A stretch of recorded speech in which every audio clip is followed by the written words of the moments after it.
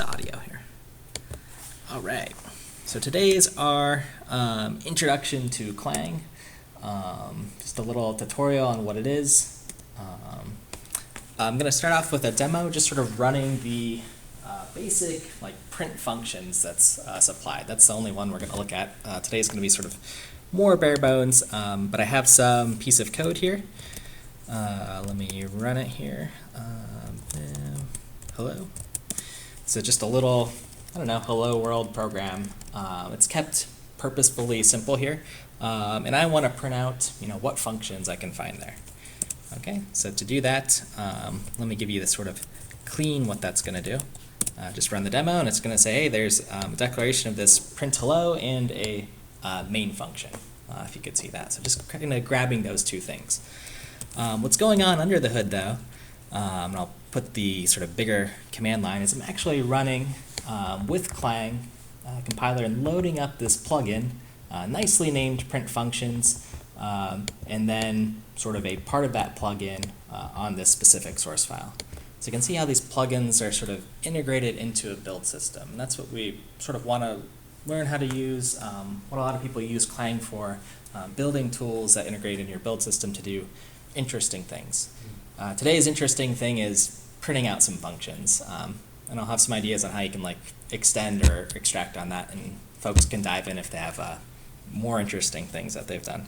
So this is different from last week where we saw the function printer, because that was printing all of the symbols out of the... From the intermediate representation, right? Yeah, it was finding all the different calls to a function, all the function names there. This is just saying, hey, you've got all these declarations of these functions that exist, and prints them out. Exactly. That might become a question as you learn sort of both these tools of which is the right one to use then, if you can get both out. And we'll talk about the different plugins, and then as you learn more LLVM, you can figure out trade-offs, I guess. The right tool at the right time, I guess. Okay, so that's the demo. That's what you'll learn how to do roughly for today. Who am I? I've sort of explained this last time, so but again, I do performance stuff here. So we're going to figure out what Clang is, understand how to set up Clang. Good news is if you did this last time with instructions, you have it ready to go, so you don't have to wait an hour or whatever. Look at some of the lingo in Clang, and overall just understand how to work with Clang's library architecture for building these plugins.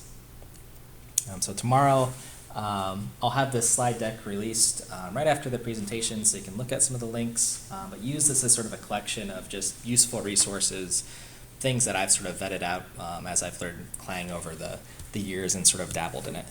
And hopefully be super excited to work in Clang, or talk about it with your friends. Okay, so here's where the slides will be. My website, if you Google my name, you'll find it, Mike Shaw. So what is Clang? Sort of starting from the basics. And Clang is a compiler, so just the basic review on compilers. Clang's the front end piece. So that's the piece that does sort of the lexing, the parsing. Takes your source code in whatever language it is, C, C++ for most of us here, and make sure it semantically makes sense. There's no syntax errors, etc. So the overall goal of the front end is to get us to some typically intermediate representation that you can then optimize and then generate code from. So really what Clang's doing as it's doing, the front end stage of the compilation is building up some big data structure. It's the abstract syntax tree. So again, some tree-like structure that represents your code in a way that isn't necessarily what the C code is that you typed in, but the tree representation. Once you get to that point, then a tool like we looked at last week, LLVM, can work on that tree, or just once I get the intermediate representation, can sort of do its magic from there. So Clang, in practice, it's the front end for mostly C family languages, C, C++. I think CUDA uses it, OpenCL, a few other languages, Objective-C, C++, etc. are what's sort of supported. So those are the languages, as of now, at least on the sort of main branch, that we can parse, see if they're correct, and generate one of these abstract syntax trees from. Clang itself is, it's built to be a fast or optimizing compiler, so it can compete with GCC, Intel, Microsoft, etc. Where I think Clang really got its sort of popularity and usefulness was being a compiler known, at least initially, for performance pretty good, but also giving really good diagnostic messages. From personal experience, 6 or 7 years ago when I was first teaching and working as a teaching assistant, I'd tell my students, hey, they were using GCC, why don't you try Clang to see if it gives you a different error message or a better diagnostic. So that's really where Clang, in my mind, started to gain some head ground. Now a lot of these compilers kind of borrow and have the same features. But you can see at the Clang errors that they'll tell you with a little caret exactly where you're missing something or there might be a warning. But what is it? The other great things that make Clang paid attention to by developers? Well, it's its secret sauce, right? Just like LLVM had its secret sauce with IR, Clang's secret sauce is really one thing, which I'll get to. And, the first was just that made it special as pretty much a drop-in replacement for GCC, which was nice. Then you had 2 compilers you could sort of check against, whether that was for things like diagnostics, for performance, just made it very easy to gain popularity in that sense. So that was one maybe secret or nice thing that it did. And it's for the most part kept up that compatibility where you can swap GCC and Clang and for the most part get the same behavior, I guess, as far as what optimizations and things you want to run. But more than just sort of the popularity and stuff is Clang's sort of library architecture. So if you go to their page, you'll see they have like a couple main features that they like to emphasize, but it really is the library architecture that I think they spent time trying to make sure it's as clean as possible for, say, beginners to get involved with. So Clang's, it's a compiler. It's true that other compilers you can sort of hack on, but Clang's more treated as a library that you can use to develop your own tools and so on. Clang, some ways that it's being used are, if you can parse the abstract syntax tree, learn stuff about the code, maybe you can make a documentation generating tool. These tools like Doxygen and these kind of things that have evolved. If it's a library, it can integrate into IDEs. You can write various static analysis. These are kind of the big benefits of the tool. All right, so if we want to get started with Clang, it sounds exciting. The first things we should do, and again, I get to run through this a little bit fast since we did this last time, but just how to obtain Clang. As I said, I'm going to run through it fast. We'll probably have plenty of time for folks who want to start it. I like to do a lot of rebuilds of Clang and keep it up to date. It is evolving, nightly. They have builds. I don't know the exact cadence, but it seems there's a major version, at least in recent years, at least once a year, with 8 and 9 on the way. I don't know if that's maybe even faster than that. Clang, I think it's 6 months. Every 6 months, yeah. Okay, yeah. I remember 2014 or something I was using version 3, yeah. So, yeah, very quick. So always worth getting the latest and greatest stuff. Something to also be aware of if you're using an evolving tool, though, that you'll need to do builds and things might break. So the latest instructions are typically always here on the Clang page for building and running Clang. So again, we did this last time. I've sort of tested these instructions on a Linux machine with Ubuntu 18.04.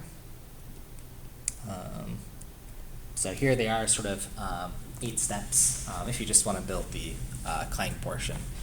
You should be able to literally copy and paste this slide and it should work. Occasionally I've had trouble, if folks do have trouble building it, I'll try sneaky things like trying to do parallel builds. Sometimes that'll break my Clang build for some reason, so just maybe get as far as you can with that and run make. I think you run into way less trouble if you build release. Oh, if I Like do with the debug, release. I think Yeah. just the Clang executable is a couple of gigabytes. Yeah, my machine has 16 gigs, so that froze it one time. So trying to do parallel builds, it's something to be aware of. If you have a build farm or something, maybe it's fine. But as you mentioned again, doing release, which I still have to release with assertions is usually optimal, right? Yeah, for builds. Let's see. Okay, so it takes me about an hour or so to get set up at this point on a gaming laptop. And how you'll know it worked? Well, you'll have in your build and bin directory a bunch of tools. They'll all start with Clang, etc. If you have the LLVM part, you'll see a bunch that start with LLVM hyphen whatever. Those are a lot of the project tools that come with Clang. And they do various things. We'll look at a few of them today quickly. It is always worth, in my opinion, if you're going to be hacking on these things, again, building from source. So just a note, if you are using some sort of package manager maybe to get these tools, you will want to check what version of Clang you have, just by passing in -v to see version 8 or whatever.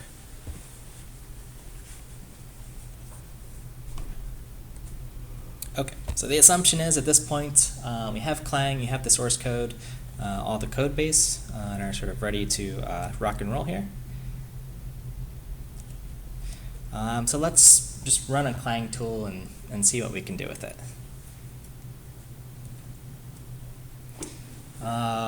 Okay, so again, as we're running our Clang tool, we're thinking about these as just libraries. Sometimes they're standalone tools. Sometimes they're tools that run during the compilation phase. And the kind of tools I'm going to sort of look at today are just syntax checkers, or things that are looking over your code. So what these sort of are. Generally, a lot of the high usage I see, or at least from my experience in Clang, are just building tools that improve, the style, code health, in large scale systems. Can you run a tool?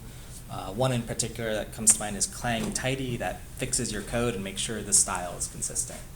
Right? That's something that's sort of a pain to do manually when you have millions of lines of code or auto-generated code, but you can do that with these syntax checkers. Tools that refactor your code to use best practices or avoid dangerous things are also used.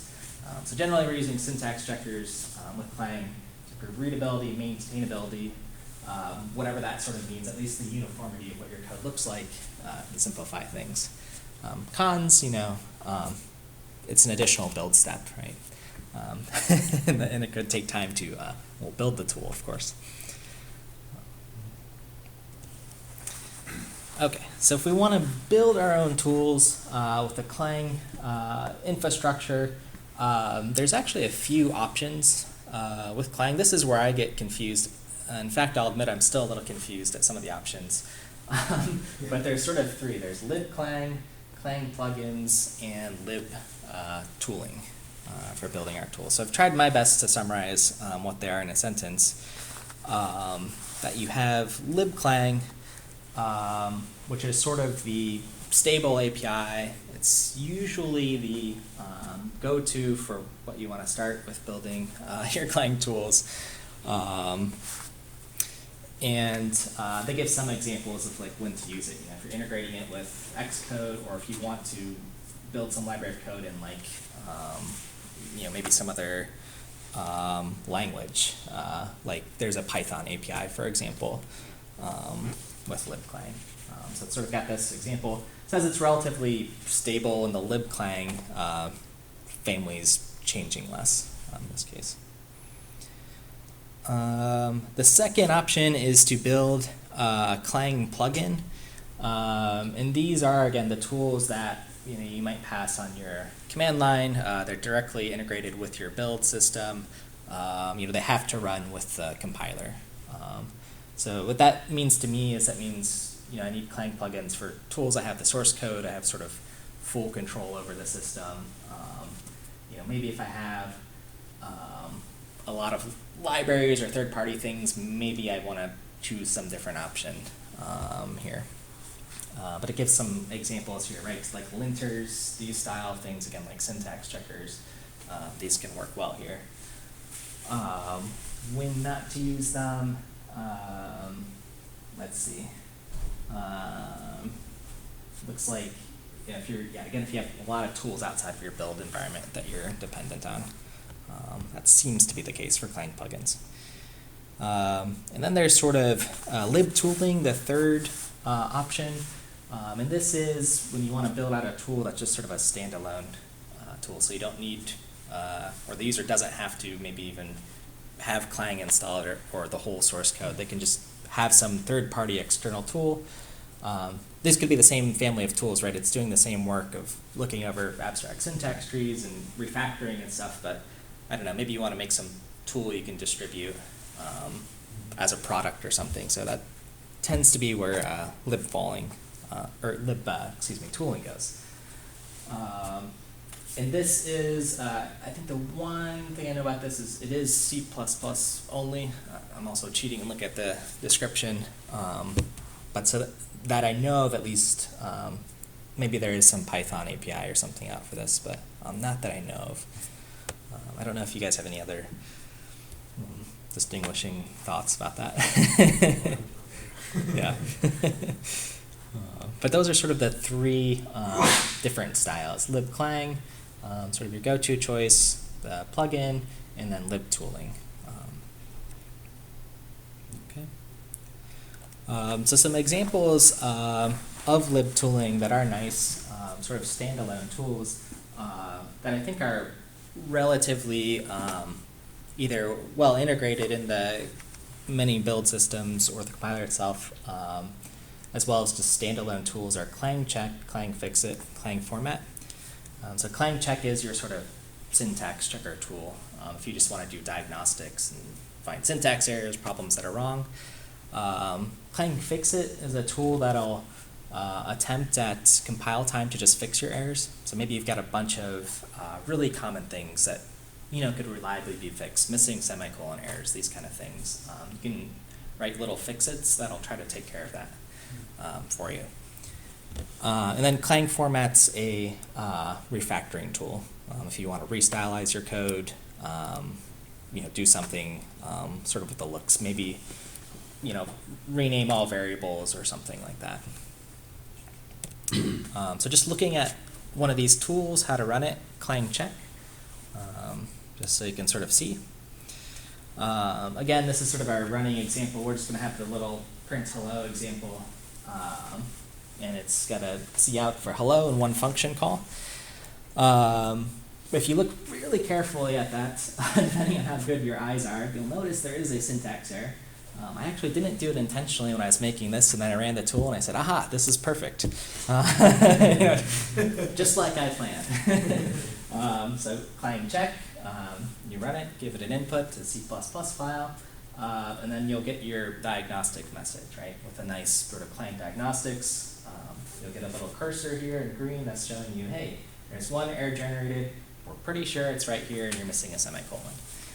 So that's the sort of Clang Check. And then you could probably use Clang Fixit or something and repair it without even thinking. So from Clang Check, there's also handy things you can do, right? All these tools are Clang-based. They're all looking at the abstract syntax tree, gathering information. And we said that's sort of the magic of Clang, I guess, that you can get the abstract syntax tree. So here I'm just looking, there's a bunch of these options, AST list, print, dump, some of these things that can maybe let us look into the compiler itself. So to actually run Clang Check with the AST print, it's kind of neat. I can see that hello file, and I get the sort of pretty printed version of it. So at the bottom of the source code here, you can actually see our original print hello message, and then it's got all the other stuff, which I guess maybe I gave the cheat here, but all the preprocessor stuff, right? I included IO streams, so I get like 1,000 other lines of code or whatever. But it's all pretty printed in there. You know, nothing's hidden, so it's nice that I have it. Again, that's the compiler is doing that. And then just remembering from my compilers class or whatever, it's kind of nice if I can take all those, that pre-printed version, then just get the tokens, see how it's sort of like parsed out. So all the individual lexems, maybe I can see the different functions I called or what's in that library, but just sort of a line-by-line listing of each of these things. So that's kind of handy. Again, if you just want to do some analysis, see what's in your code, what's popping up, might be a lightweight way to do that. What we probably really want to do, though, is work on our abstract syntax tree in a more general purpose form, though. So sort of looking at the code and writing ad hoc tools on top of this, probably some use cases, but not as useful as building an actual syntax checker that works on many things. So for that, again, we want to work on the abstract syntax tree, the AST that Clang provides. Okay. So if we want to do that, again, we're living with, I've modified our print hello program just slightly to make it a little bit more interesting. So there's an if condition here, so we'll to see some different things. I've gotten rid of our pound include because that just makes everything messy, right? We don't want to look at 1,000 lines of code on a slide. So we just have extern void print hello. I promise this function exists somewhere. We'll link it in, whatever. This is our sort of dummy program for today. Okay. So if I actually want to dump out the abstract syntax tree, I can do it through Clang and the AST dump function. And what I get, just a reminder, so abstract syntax tree, we're expecting something that'll look roughly like this structure. So this is something I've made up, right? We have some function, maybe our main function, an if statement has, a body, maybe more to this tree, a conditional statement, an expression, et cetera, and then the path, a return statement. So that's what we're expecting, some tree-like representation, okay? So what Clang will give us is something that looks like this on the right side. So sorry if this hurts your eyes for folks who are looking at it on purple and black. It's a little hard. But this is what we get. We get the whole abstract syntax tree. I just want to start highlighting a few parts that look interesting to me. If I was looking to this for the first time, what sort of stands out? What's at the sort of front of the tree? So a few pieces. I see this decal or declaration of something. And this looks like, some definition of something from the code. For example, it could be a variable declaration, or I see there's a function declaration here. I've sort of highlighted those. If I scroll over to the right on this image, I'll see, print hello or main as, function declarations there. So that's kind of neat. I can start identifying those in my code. Those offsets into the file, those German hexes? These addresses here? These literal addresses I think they are the address of the AST node. Okay. The in-memory. That was Yeah, Yeah. I think so. Yeah, I think that's true. I wonder, do you know, is there a way to actually, Get rid of it. I guess, get that or get rid of it? While you're doing Clang? I'm not sure because I think the AST dump just dumps as much Yeah. information as possible. Okay. When I have to go through these dumps, what they did was just, they're pretty easy to grab and set and take out information. sure. Set it. So yeah. Regex Yeah. set. I think these are fairly rigorous. I was gonna say, you could almost just do like Yeah. a cut or something. but yeah, it looks pretty manageable to filter out. You could probably look in the source and find the AST dump function. It might be a little bit messy, and then Yeah, just somebody might have done it. override it or something. Yeah. To clean it up. Yeah, because really, yeah, we want to know sort of what type of the thing is, maybe what the line is, and where it shows up. And those are the parts I'm going to highlight that I think are interesting. Sometimes it's useful to see these addresses if you're really worried that the thing with the same name and the same type isn't actually the same object Oh, like yeah, it should yeah. be, then you just look at the hex values. Oh, interesting. Sure. Yeah. This should never come up. If it does, I'm sorry. Yeah, I'm wondering. I feel for you. Yeah, I guess you get like 2 function declarations for like main or something, right? You probably see like, hey, Yeah, or something. don't do like that. Like, for example, here you can see, the function in the declaref expr in that deeply nested thing. Oh, that function print hello is in fact the extern print hello up there. Yeah. It's not Mhm. something else. Mm-hmm. Yeah. Okay. Yeah, it's actually kind of handy. Yeah. But I think you may be in a bad place if you actually have to worry about that. Yeah. Hopefully, you're getting warned somewhere else in the pipeline. I guess. Yeah. Oh, I see, yeah, declaref expert. Yeah. Huh. Yeah. I'm amazed that actually points back at another token representation. AST node. It's pretty handy. Yeah, it's pretty well put together.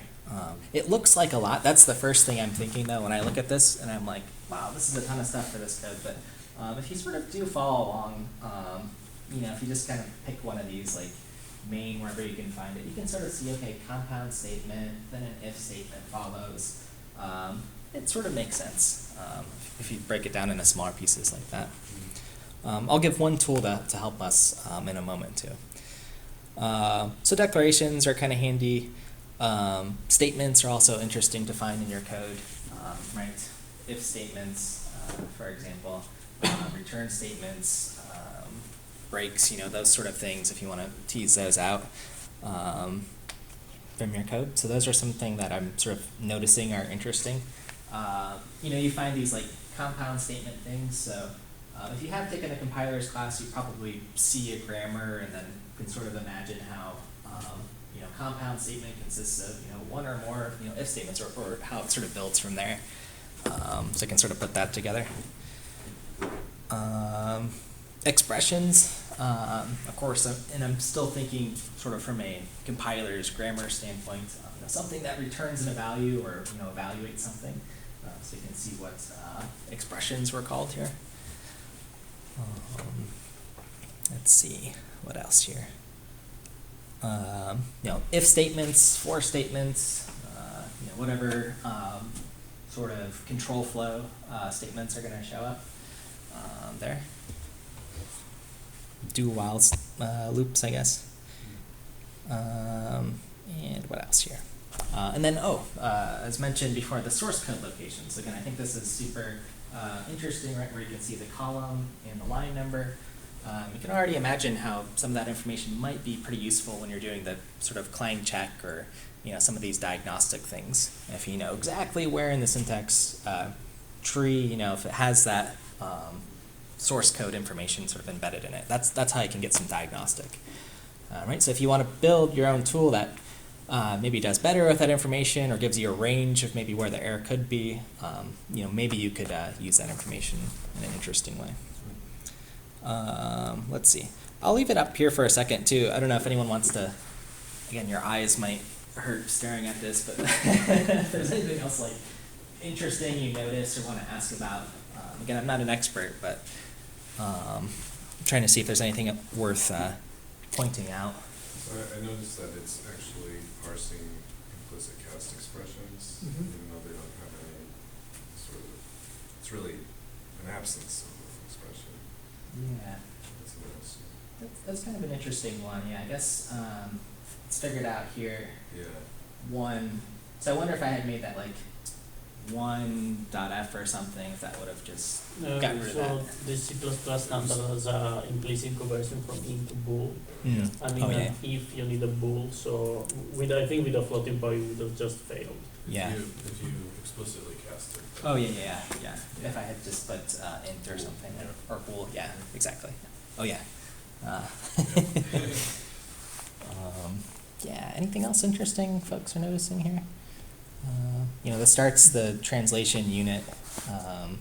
So, ideally you have sort of one of those per source file. This tells you how to write the type of a function pointer. Oh, yeah. Yep. Let's see if I can find that. Oh, yeah, done an implicit cast expression, you mean, Yeah. the function and pointer decay. Yeah. Void star or void friend star. Inscrutable. Have you been able to use that information to, I guess, trace where it's That in going to go reliably or something? I don't know. I don't know if I use that in particular. I know it's always frustrating to try to write down the type of a function. Yeah. And occasionally Right, I do have right. to. Yeah. Yeah. Yeah. There's some interesting things that I've seen in other syntax trees, like with C++, there are things like the range for loops. Mhm. If you look at the AST, you get a whole bunch of extra components for a range for loop. Oh, interesting. It actually shows you all the class members that are being invoked. Interesting. Oh, that's Yeah. really neat. Oh, wow. So they can. Is that some maybe? So they basically hacked on range for loops then. No, So- yeah, I mean, with this AST you always see through the syntactic sugar, Yeah. so you see what's actually happening. I think, like even for loops or while loops become only one type of loop, Yeah. and so yeah, it's easier to see like how many different ways you can write the same thing, but Clang doesn't care. Yeah. That's interesting. Yeah, that's really interesting. It's sort of a nice example, right? Anytime you're going from like C to assembly too, right? It's the same. Like you have your primitive LVM, right? The IR. We have so many things we can jump and branch, and it's got to get down there somehow. Yeah. I was curious if you can get an AST without pre-processing. Like, can you get it with like include statements, for instance? With all the include stuff, you mean? Yeah, like instead of what you saw in the last one was that it pre-processed the include and then it dumped all of that AST for you. But what you really want is just a node that says include and a file name. Yeah, so Mhm. I That's a mean, good you question. want only your code. Yeah, just a file, no single. No like, libraries or and anything. I know that like in a standard, of course, it is as good as inlining, but So- like don't inline. If you just want, so there is a problem with that because if you don't actually tell Clang to include, Mhm. then you will get syntax errors because you haven't defined stuff. Oh, I don't mean even go that far. I just mean like this AST is already past the point of pre-processing, and I'd like to see an AST before the point of pre-processing. Oh, before pre-processing, Yeah. that's Right. So you would get errors if it didn't Mhm. actually Yeah. include, but which That- is irrelevant. that I don't know. Yeah. Okay. That I need to think about a little bit. Yeah. Maybe not from just the AST dump here, Mhm. because it might be running Yeah. other stuff, but maybe if you run it under like lib tooling and just try to grab the AST or something. Yeah. Yeah. Um, Because usually I think it's the thing that comes out of the Lexer, but Yeah. I mean the parser. Yeah, because I guess you could try to like just get like the translation unit and then like omit something, or I don't know. Yeah. Could we? Yeah, it could be There's pretty an interesting. AST print filter command you mentioned on a previous slide. I don't know anything about it. Yeah, let's see Might- on the Clang check here. It's like a fancy grep. You specify you Oh, have some gotcha. subset of the AST. Gotcha. Oh, Yeah, let's see, where was that? It's on here. So- AST dump filter equals string. Oh, this one. Yep. Third one. Yeah. Print only AST declarations having some certain substring. Yeah. So yeah, one of the tools I will sort of propose later is like if you want to find all the functions that start with like CUDA something or something Right. like that in a library, but maybe it could be used for like exactly for this. Get rid of all this C++ IO or whatever. Yeah. Std basic and all these things. Yeah, like roll it back up. Yep. Cool. Yeah, so I think this is interesting. I think it's just handy that, again, you can write sort of these, again, if I'm sort of getting started with this, again, since I'm not an expert, I write little toy examples like this, dump out the AST, and I just try to see things as I go. when I'm doing this stuff. Okay, so we sort of at this point understand that Clang's giving us this AST, and this is something we can navigate. So if we want to build a tool, and we're sort of thinking about syntax checkers or just really just printing functions for today, maybe our high-level goal is we can navigate this AST and get that information somehow. Okay. So there's a handy tool for just quickly looking for the abstract syntax trees. It's called Clang Query. So this comes with and builds with the project. And that's a tool you can use to sort of find nodes in the abstract syntax tree that you would want to match. So it's almost like this, it's sort of this tool running in a sort of read, evaluate, print loop, I guess, of just that you can query some piece of source code, get its AST, and then just see what it looks like. So what this is really useful for, and I'm sort of referencing here, is this idea of writing an abstract syntax tree matcher. And this idea that you can match different patterns in your abstract syntax tree. So let me show the tool, and then it'll sort of make sense, and then we'll move along. So here's the example where you can query and find all the patterns that match function decal. Okay, so at the top of this example, I'm running Clang query on my hello CPP. The dash at the end like suppresses other output, so I have that there. And then I run Clang query match function decal. So it's basically looking through all the AST nodes, finding ones that are function declarations. Okay, so if it's running through, it says, there's one match here. Print hello. There's another match here. Number 2, which should be my main function or whatever. Yep, here it's int main. So that's what it's giving me. So that's kind of handy, especially in a language like C++, if you want to find more sort of interesting function things. Maybe match functions, function declarations that have one, argument as an integer or something, and find all of those. So those are the kind of like queries you could build up. Or maybe find all the function declarations that take in pointers or something. Again, this is what you're sort of building up. And I'm learning these rules, how to match these things from the abstract syntax tree, so sort of how they match. The one, I'll reference another talk later at the end where they give a lot of different examples on some of these matches. This one's pretty simple. You could do another one with sort of like if statements or something, but how they build up these matchers is pretty cool. So that's the Clang query tool. Okay, so as we're moving along, I want to just look at our first Clang tool, the print functions tool, just over a couple of slides. So this is where you would start, day one when you download Clang. Get it installed. It's sort of the easiest one. Again, if I'm getting ready to hack on Clang, you just dive into one of the examples that's already given. You don't have to mess with the build system or anything. So I'm looking in wherever you've downloaded Clang and LLVM in the Clang examples print function names folder at this CPP file. Okay. So that's where it lives. We want to figure out how to run this example because that can kind of be new. There's a lot of command line arguments. So this is actually running the program. Each of these bullets are the same. One I'm just doing with Clang and one with Clang++, so it's the same for all intents and purposes. So I'm running the front end of the compiler, loading a library. The one that was built was called print function names. And then I'm loading a specific plugin within that print function names called print FNS for print functions, and then my source file. Okay, so same thing I showed at the very start of the presentation, but just broken down a little bit more. And this is described in the print function names README text. It shows how to run the different plugins there. So here's the code again.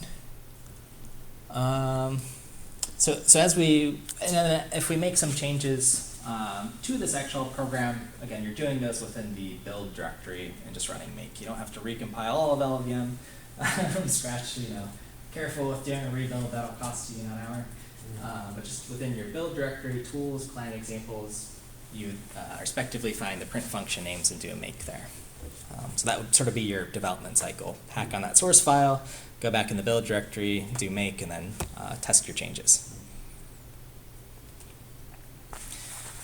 Okay, so the pieces of print function names, I can actually, I have this sort of up and ready to go in a source file, so I'll just open it here so you can see sort of the scope or size of this thing.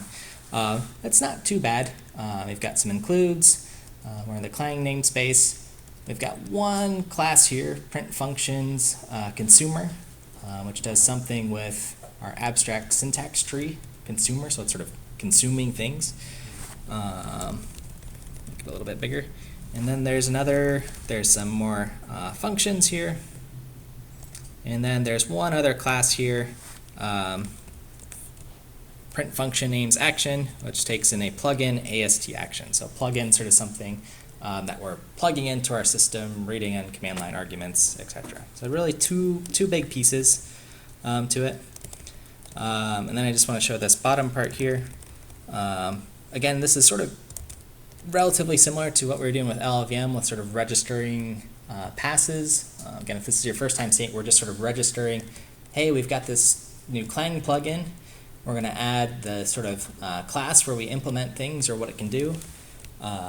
Give it a name, print -fns, so that's what we were running before. And then, a little help to the user. This prints the function names. Okay, so that's about a high level what the source code's doing. Again, just breaking this into tinier pieces.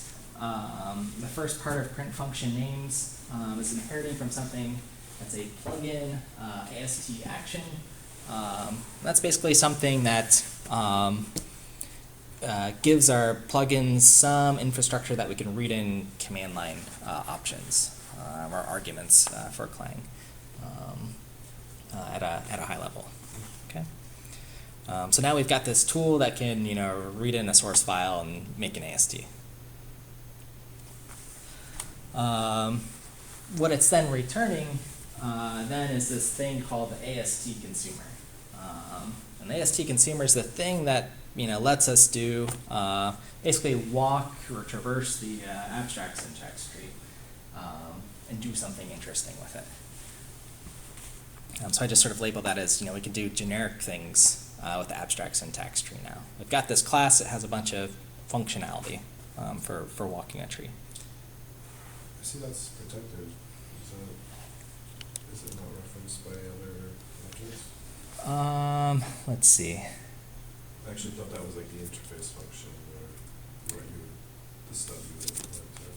No, I think you pass this to like another class, and Yeah. that class is probably a friend or something.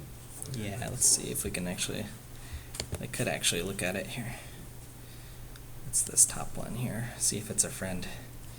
Could be hidden, most of these things are over. Here's the actual class that's being used here. That kind of depth I'll have to take a little bit deeper peek at. Okay. Yeah. Sorry, yeah. Do continue. Okay, yeah, we'll debug it a little bit. But once we get this new thing here, we have our print functions consumer, so it's inheriting from the AST consumer here. So this is where we're going to sort of actually do our work of printing the functions. And then the piece that I've sort of abstracted out is, we want to do something with our abstract syntax tree. So there's a variety of method, or since we're in C++ functions, that we can override here. One is handling top-level declarations. So essentially what this print function is doing is saying, hey, give me the top-level declaration of something, so sort of the when something's instantiated or declared, and we're just iterating through all of those that we find. Okay. And then printing them out. We're using again, just like last week, but LLVM has its sort of print out operators that it likes. So we're airing out all the top level declarations, which will be all the sort of name declarations or functions as strings. Okay, and that'll give us all the function names.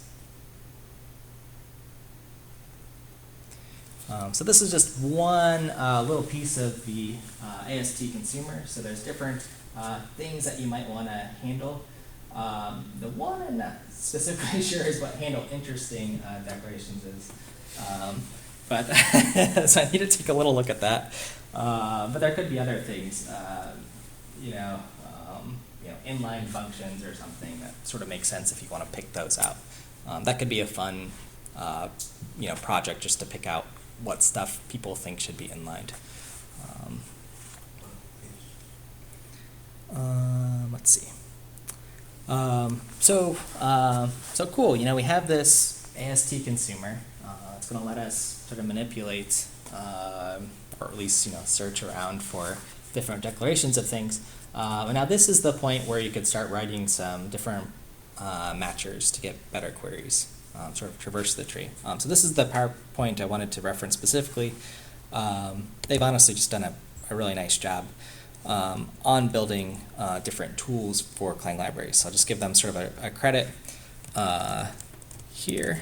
And if I sort of look at the AST matchers, I just want to give folks a sense of what these start to look like. They actually do one where they're trying to find different parameter names and insert comments. So they're finding all the different kinds of places where you can insert parameters. And here's sort of a good example of them using Clang query to match, different call expressions that are functions. This is sort of the syntax. So this is where that Clang query tool comes in handy. You can see it kind of gets fairly nested, but you can see it has all of these things, or some condition, or any of these things. So this is sort of the logic where you're finding different functions that match this pattern in your tree. It's almost like I don't know, I'll be careful about how precise I talk, but it's like a SQL language, I guess,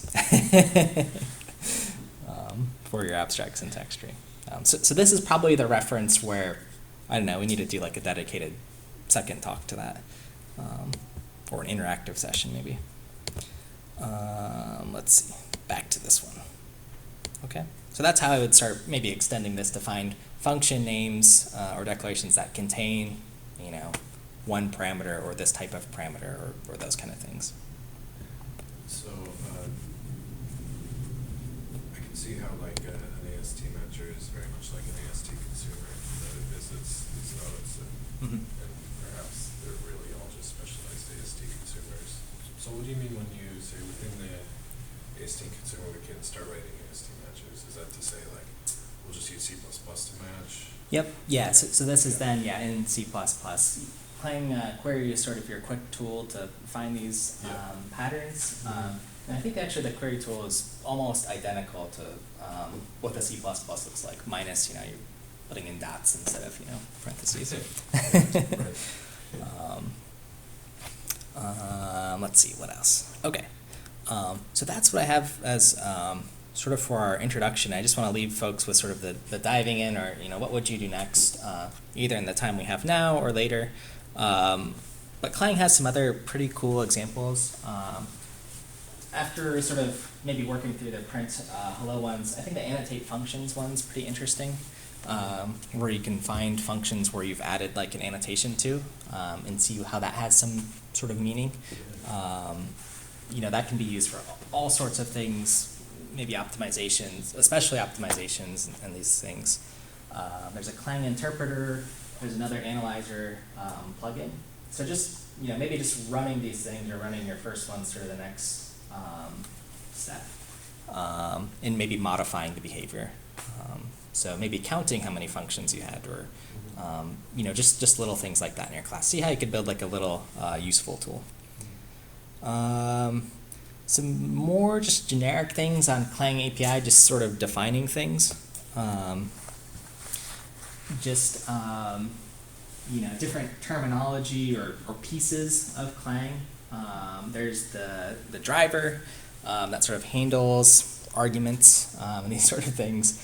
The lexer, again, just from compilers, the thing that's getting all the tokens.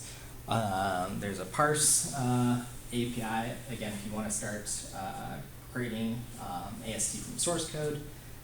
There's a code gen portion, so this is sort of connecting your front end with the back end if you do want to start creating some IR.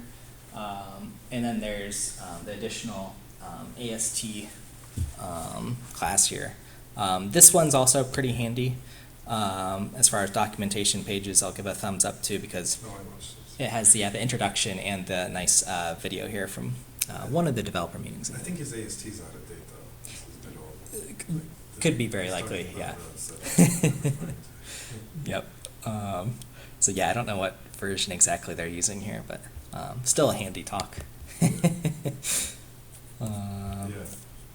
Let's see what else they have. So going further, more challenges or things, again, sort of counting things when they're printed out, counting specific functions, maybe the number of lines of each function. Maybe getting into medium difficulty is sort of counting comments and functions, because you're accounting for maybe different types of comments or block style comments. Just integrating Clang within CMake, so it runs every time you have your project. There's actually pretty good help for that.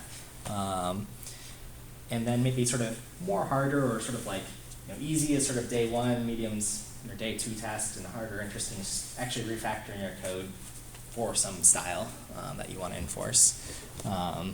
Maybe actually trying to do a for range loop and convert that manually could be interesting.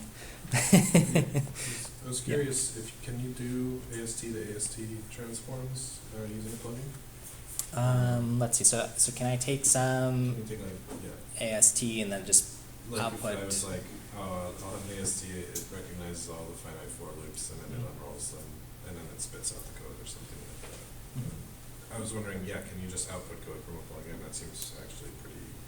That's probably already written somewhere. Yeah, I think just from the code gen you can get the IR dumped out.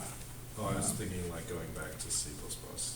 Oh, I see. So sort of reverse engineering back from. Mhm. I'm sure you can do that. Yeah, you can do that as Yeah. well. Do that in a project of mine. Yep. It's a little painful though. There's an insertion, like in that list of tools, there's like an insertions thing you can track. Add this line of code, add this. Oh, that's really neat. Yeah. It's Is that kind of GitHub? works. It is. Cool. I should ask you that. Have you taken it as far? How far can you go as far as going from like IR with some debugging information to? So it's for bug injection, so we're Okay. rewriting source code to add bugs. Got it. To test out if people are finding bugs. But we don't use much of the IR. It's really just to say we're doing a dynamic analysis and we're saying like, oh, here we want something. Got it. So what is the modification we're going to make? Perfect. Very cool. Yeah, that's great. Cool. That'd be interesting. Yeah.